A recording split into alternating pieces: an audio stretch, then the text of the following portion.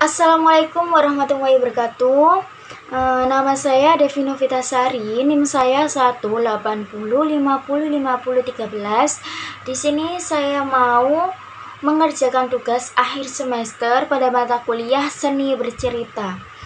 Di sini saya akan bercerita tentang keistimewaan kucing Rasulullah Shallallahu Alaihi Wasallam yang bertema kisah Nabi Muhammad Shallallahu Alaihi Wasallam.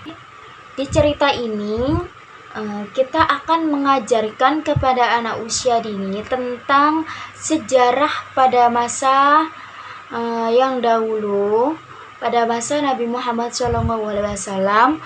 Dan di sini di cerita ini kita akan mengenalkan kepada anak rasa kasih sayang kepada semua makhluk hidup, terutama kepada kucing atau hewan. Pada suatu hari, Nabi Muhammad SAW berpesan kepada orang-orang yang ada di depannya, berpesan bahwasannya sayangilah kucing dan jagalah kucing, layaknya mereka menjaga keluarganya sendiri. Karena apa? Karena kucing memiliki keistimewaan yang sangat luar biasa. Dan kucing adalah hewan kesayangan Nabi Muhammad Shallallahu Alaihi Wasallam. Nah, jadi pada waktu ini Nabi Muhammad berpesan kepada orang-orang bahwasannya menyayangi dan menjaga kucing itu adalah hal yang sangat baik, dan Allah akan memberi kebaikan kepada orang yang menyayangi kucing, dan Allah akan memberi balasan jika ada orang yang jika ada orang yang melukai kucing atau memukul kucing. Sayangilah kucing sebagaimana kamu menyayangi keluarga kamu sendiri. Nah, ini awalnya Nabi Muhammad ketika berada di mimbar. Di mimbar itu di mana? Biasanya di mimbar itu di masjid atau di musola atau di tempat undangan yang lainnya jika berada di daerah atau di desa, gitu ya teman-teman. Pada suatu hari Nabi Muhammad Shallallahu Alaihi Wasallam mencari jubah putihnya. Ia mencari jubah putihnya di mana-mana nggak ketemu, dan ternyata jubah putihnya ini ada di atas meja, dan ternyata kucing kesayangannya itu tidur di jubah putih Nabi Muhammad Shallallahu Alaihi Wasallam. Nah, Nabi Muhammad Shallallahu Alaihi Wasallam ketika mengetahui bahwasannya kucing tidur di atas jubah putih Nabi Muhammad Shallallahu Alaihi Wasallam, Nabi Muhammad Shallallahu Alaihi Wasallam itu tidak marah, teman-teman. Nabi Muhammad malah menggunting jubah putihnya secara pelan-pelan. Loh, kenapa kok gak dibangunin kucingnya gitu? Karena Nabi Muhammad Shallallahu Alaihi Wasallam sayang sekali kepada kucingnya, sehingga Nabi Muhammad itu memotong jubahnya dengan perlahan-lahan agar kucingnya tidak bangun.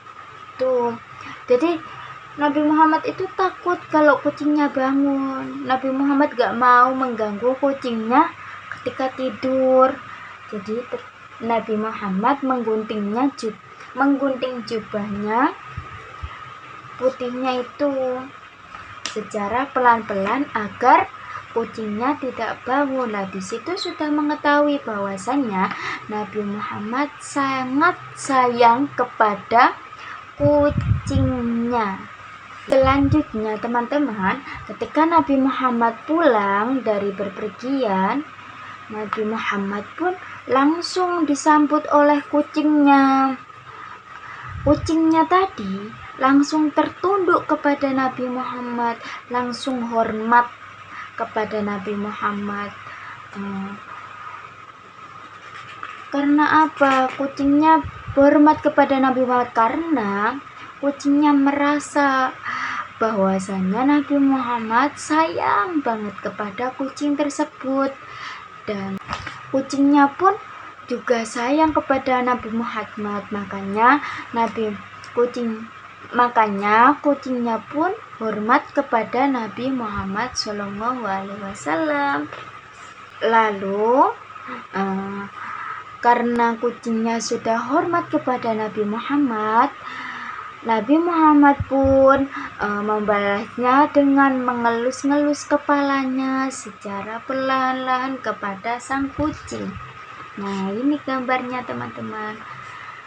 Kan kucingnya ini dielus-elus kepada Nabi Muhammad secara perlahan-lahan gitu. Selanjutnya, ketika ada para sahabat Nabi Muhammad SAW bertamu di rumah beliau pun tak pernah meninggalkan kucing kesayangannya teman-teman, sehingga kucing kesayangannya pun diajak duduk di pangkuannya Nabi Muhammad SAW.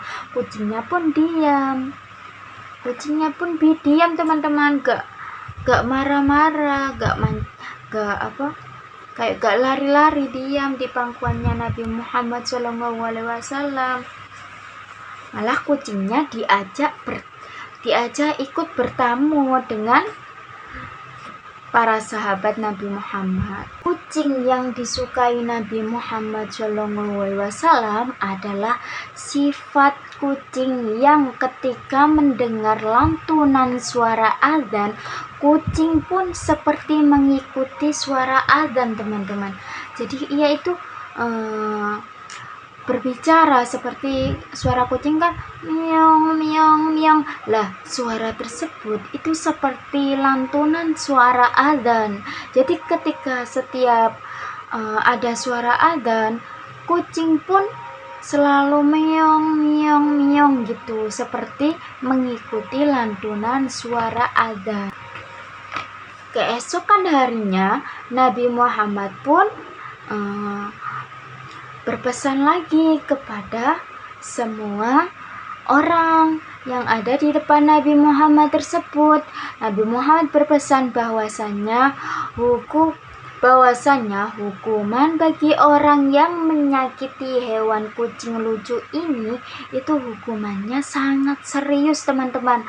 Apalagi kalau teman-teman membunuhnya, maka teman-teman akan mendapatkan bala yang setimpal dengan apa yang kita lakukan kepada kucing. Jadi kita harus sebagai umat Islam harus menyayangi kucing dengan baik itu teman-teman, menyayangi, menjaga, memberi makan gitu teman-teman ya.